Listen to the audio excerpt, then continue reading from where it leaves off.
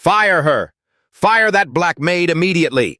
Mr. Harrison hissed into his lapel mic, eyes darting nervously toward the Chinese billionaire approaching the lobby.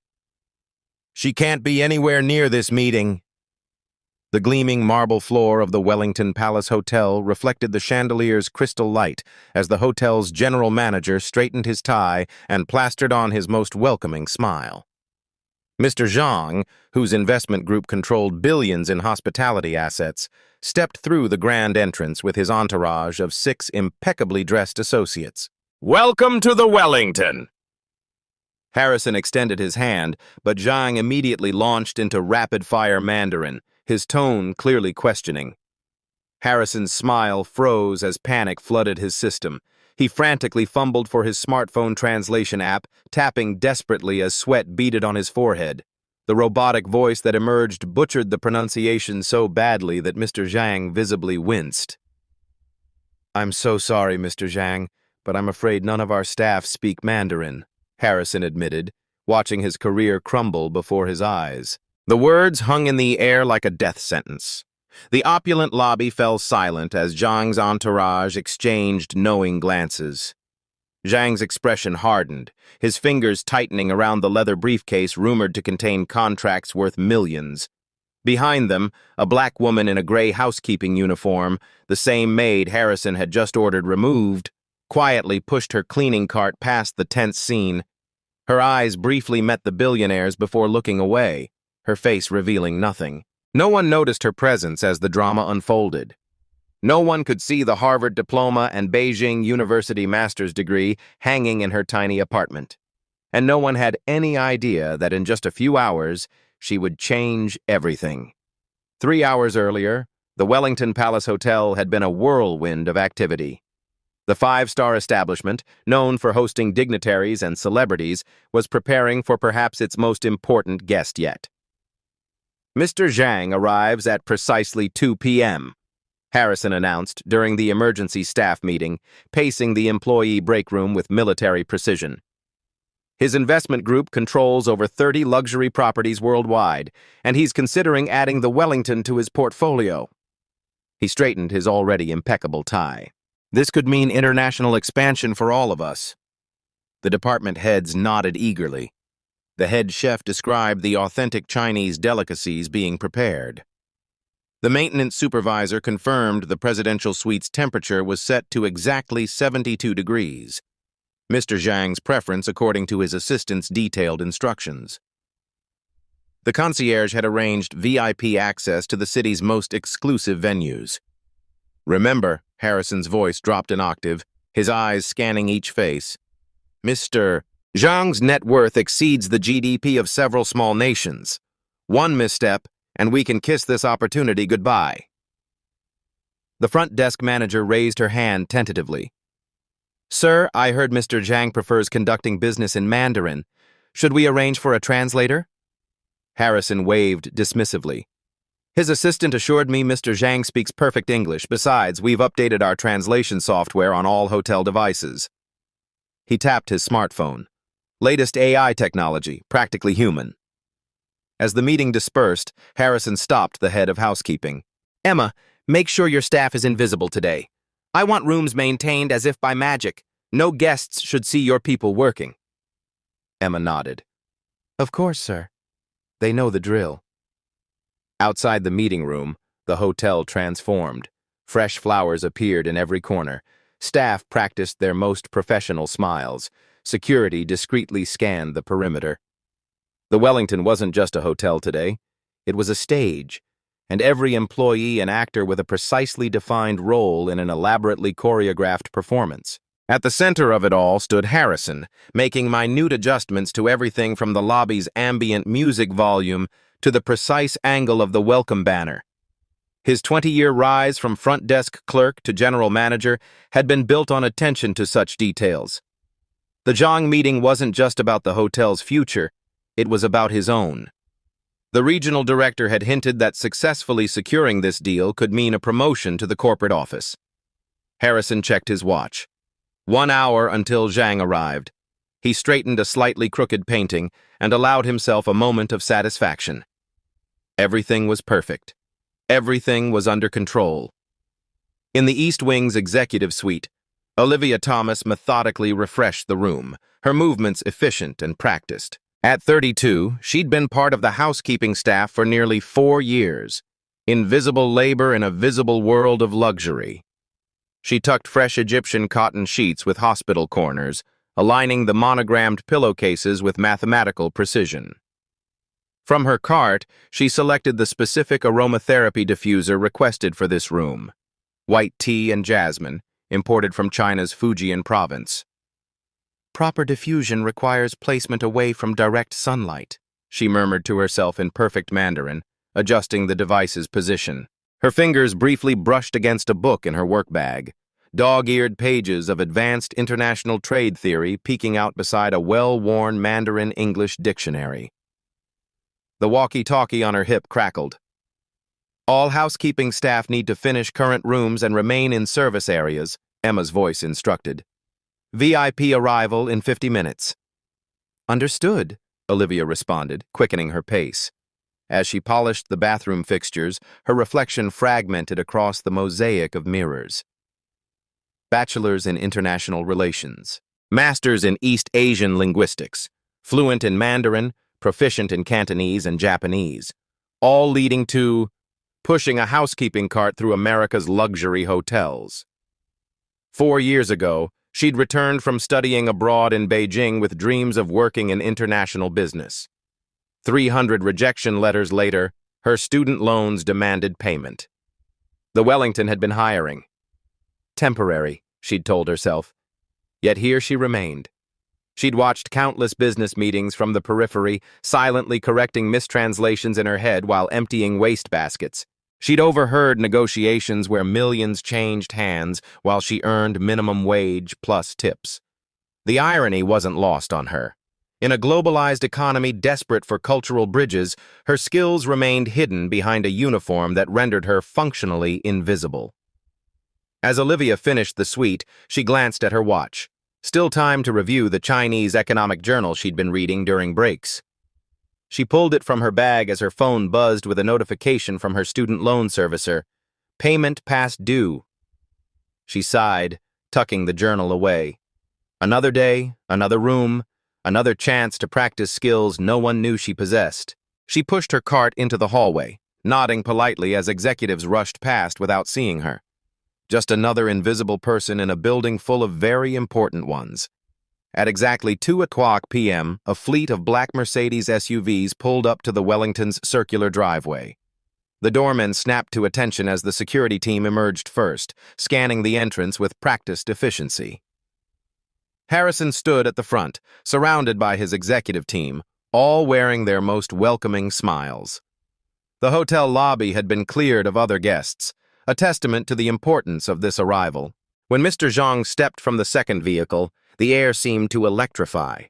Despite being in his 60s, he moved with the confidence of a much younger man. His charcoal suit was clearly bespoke, his red tie a splash of calculated power against the monochrome palette. Behind him followed 6 associates, each carrying identical leather portfolios. "Welcome to the Wellington Palace Hotel, Mr. Zhang." Harrison stepped forward with an extended hand. "We're honored by your presence." Zhang offered a curt nod and a brief handshake. Then, turning to his associates, he began speaking rapidly in Mandarin. The musical tones of the language filled the lobby as his team nodded and responded in kind. Harrison maintained his smile while panic flickered in his eyes. The conversation was clearly more extensive than simple pleasantries. He glanced at his smartphone, ready to deploy the translation app if necessary. One of Zhang's associates, a younger woman with sharp eyes, noticed Harrison's discomfort and spoke in accented English. "Mr. Zhang is expressing his initial impressions of your establishment. He appreciates the architecture." "Wonderful!" Harrison brightened. "Please let him know we've prepared the presidential suite according to his preferences, and our chef has created a special menu incorporating authentic Chinese cuisine." As the entourage moved toward the elevators, staff members appeared from seemingly nowhere to handle the luggage. In the background, Olivia pushed her cart along the perimeter of the lobby, keeping to the shadows as instructed. Her eyes followed the group, her ears picking up every word of the Mandarin conversation, including Mr. Zhang's actual comment. The decor is acceptable, but I'm concerned about their understanding of our needs. An hour later, Harrison led Mr. Zhang and his team on a tour of the hotel's premium facilities. They moved through the spa with its imported Japanese soaking tubs, past the Michelin-starred restaurant where the chef presented sample appetizers, and into the grand ballroom where Harrison enthusiastically described how it could be transformed for international conferences. Throughout the tour, Zhang spoke primarily to his team in Mandarin. His associate, introduced as Ms. Lin, provided occasional translations, but Harrison sensed he was missing critical information. Zhang's expressions remained unreadable. His questions filtered through layers of translation that seemed to dilute their meaning. As they entered the hotel's executive conference room for the formal presentation, Harrison felt sweat beading at his collar. The stakes were too high for miscommunication. Our presentation today outlines the investment opportunity, Harrison began as his team distributed leather-bound portfolios. We've included market analysis, revenue projections, and proposed expansion plans, Ms. Lin translated. But Zhang's attention had already shifted. He was asking something to his associates, gesturing toward the windows overlooking the city skyline. Mr. Zhang is inquiring about the local business district, Ms. Lin explained. Specifically, he wants to know about zoning regulations affecting hotel properties and how they compare to regulations in Shanghai. Harrison blinked, unprepared for such a specific question. Well, that's an excellent question. Perhaps I could have our legal team prepare a detailed response. Zhang interrupted with a longer question, his tone more insistent. Ms. Lin hesitated. He's asking about recent changes to foreign investment tax structures in this region, particularly how they affect hospitality holdings integrated with retail developments. The room temperature seemed to rise 10 degrees. Harrison's carefully planned presentation was derailing into territory he hadn't prepared for. He reached for his smartphone. Let me make sure I understand the question correctly, he said, opening his translation app and speaking into it. Could Mr. Zhang repeat his concerns about tax structures? Zhang spoke directly into the phone. The app processed for a moment, then produced something about chicken tax and hotel mooncake. The absurdity of the translation hung in the air. One of Zhang's associates stifled a laugh. Zhang's expression darkened. Harrison tried again, speaking more slowly into the device. This time, the translation came back as, Foreign money tree law, change question important now. Zhang set down his portfolio and said something sharp to Ms. Lin. She looked uncomfortable as she translated. Mr. Zhang wonders if you're properly prepared for this meeting. He says these are basic questions any hotel seeking international investment should anticipate. The presentation hadn't even properly begun, and already Harrison could feel the opportunity slipping away. He glanced desperately at his executive team, who looked back with equal helplessness. In the hallway outside, Olivia moved silently with her cleaning cart, catching fragments of the conversation through the partially open door. She winced at both the mangled translations and the increasing tension in the room. Harrison's heart hammered against his ribs as he fought to maintain his professional composure. 20 years of career building, hundreds of successful negotiations, and countless high-profile clients. None of it had prepared him for this unraveling moment. Perhaps we should take a brief recess, he suggested, his voice pitched slightly higher than normal. I can have our financial team join us to address these specific questions. As Ms. Lin translated, Zhang checked his platinum watch and exchanged a glance with his associates. The silent communication was clear.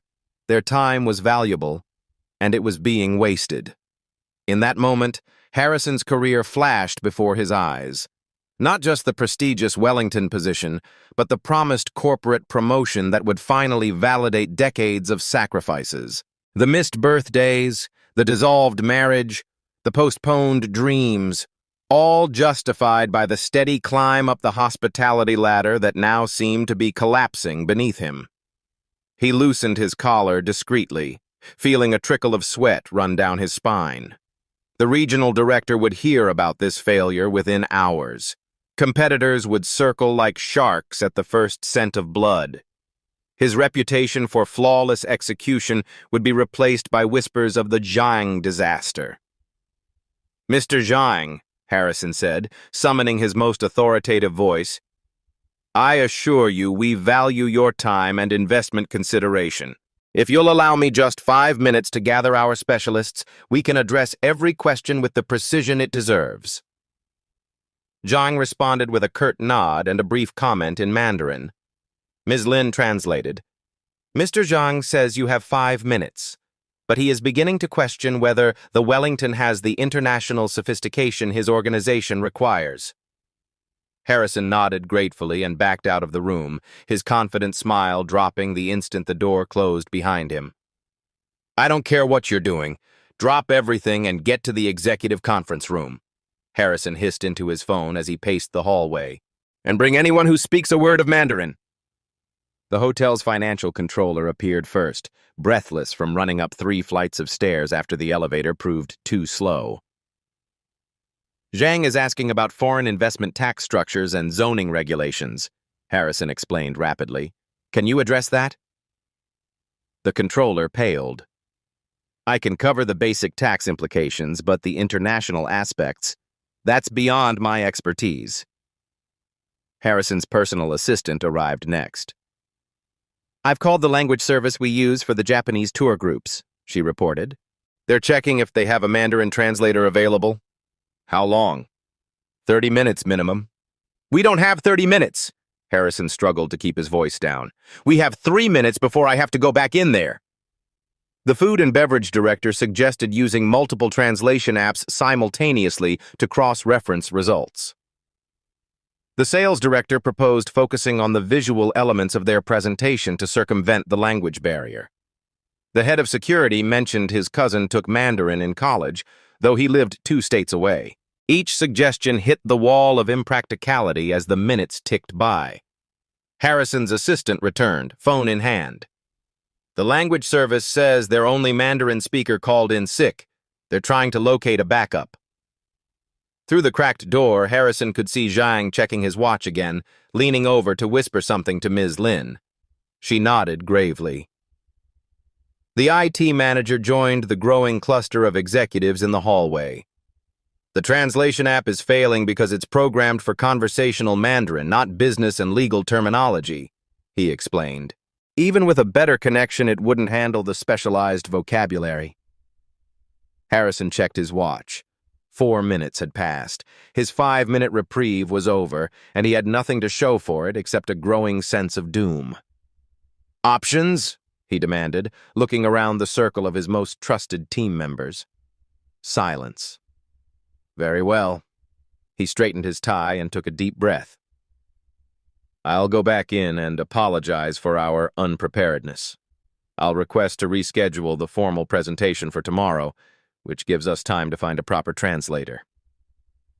Even as he said it, Harrison knew that rescheduling was tantamount to failure. In Zhang's world, second chances were rarely given. He pushed the door open and stepped back into the conference room, his career hanging by an increasingly frayed thread. "Mr. Zhang, I must apologize for the delay," Harrison began, the strain evident beneath his professional veneer. "I'm afraid we're experiencing some unexpected challenges with the technical aspects of our translation capabilities." Ms. Lin translated, her tone noticeably cooler than before. Zhang's response was brief and clipped. "Mr. Zhang says he understands that difficulties arise," Ms. Lin relayed. "However, he is concerned that a hotel seeking international investment appears unprepared for international communication." Harrison nodded, absorbing the diplomatic yet damning assessment. "We would like to suggest rescheduling our formal presentation for tomorrow morning, when we can ensure proper translation services."